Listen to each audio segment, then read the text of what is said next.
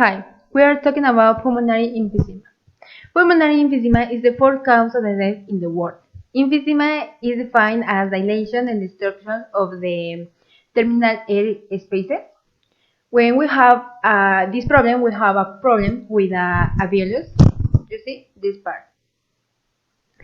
These structures are the terminal part of the respiratory system where the gas exchange process takes place. This problem causes a collapse with a proper breathing.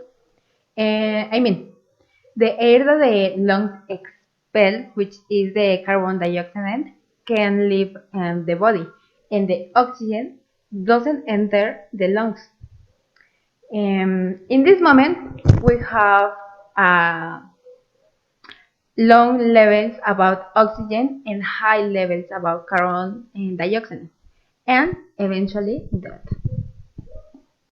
The emphysema types. Number 1. Centrilobular emphysema. Centrilobular emphysema is the most closely associated with the story of smoking. It can also be seen in cold worker pneumoconiosis. Second, paraseptal emphysema. Forms by rupture of distal sphincter adjacent to the pleura. Can develop a long chest, while particularly in the upper middle lobes. The number 3, panlobular emphysema, is affects all the kidneys equally, in the most commonly seen with the alpha-antitrypsin deficiency. Risk factors. Smoking. Main risk factor: up to 75% of people who have emphysema smoke or used to smoke. Long-term exposure to other lung irritants such as secondhand smoke and dust from the environment or workplace. Age. Most people who have emphysema are at least 14 years old when their symptoms begin. Genetics. This includes alpha-1 antitrypsin deficiency. Also, smokers who had emphysema are more likely to get it if they have a family history of COVID. Most of the patients with pulmonary emphysema present non-specific symptoms of chronic shortness of breath and goes with or without sputum production. As the disease progresses, the gout and the shortness of breath progressively gets worse. And another symptoms for this disease include chest pain and whistles that are audible on auscultation. Medical treatment. The initial treatment of choice in all stages of pulmonary emphysema are the bronchodilators of short action. A bronchodilator helps to increase exercise capacity without modifications in the forced expiratory volume in the first second. Bronchodilators of short action are characterized by the rapid onset with a duration of 4 to 6 hours, and those of long action last for 12 to 24 hours. The indications about bronchodilators are based on stepwise treatment according to the severity of the disease.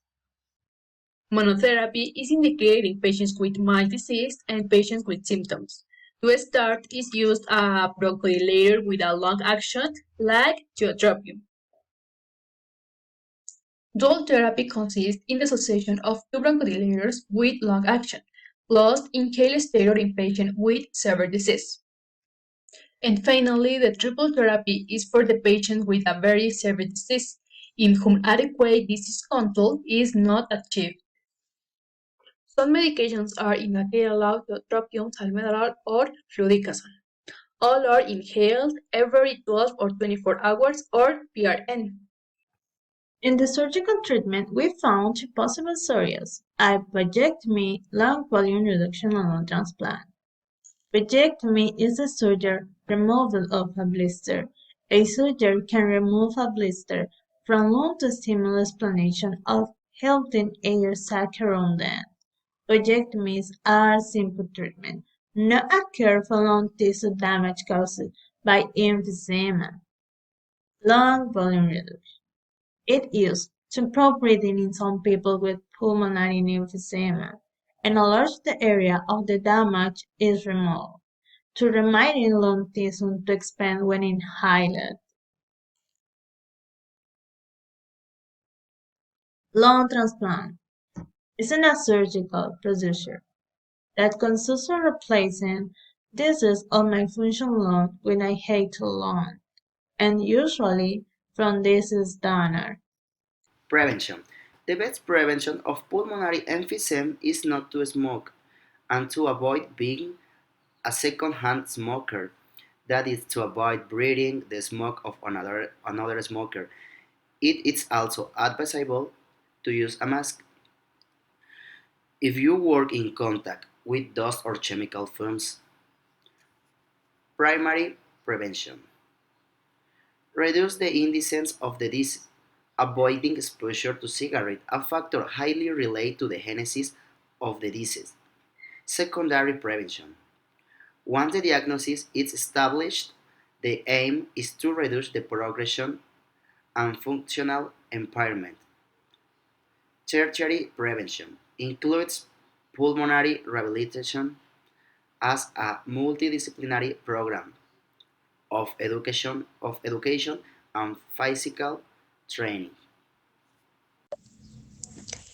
Talking about epidemiology, emphysema as part of COPD, chronic obstructive pulmonary disease, is a disease that affects a large number of people around the world. The prevalence of emphysema in the United States is approximately 14 million. Its insight is increasing mainly due to the increase in smoking and environmental pollution. Another factor is the decrease in mortality from other causes such as cardiovascular and infectious disease. Genetic factors also play an important role in determining the possibility of airflow limitation in patients.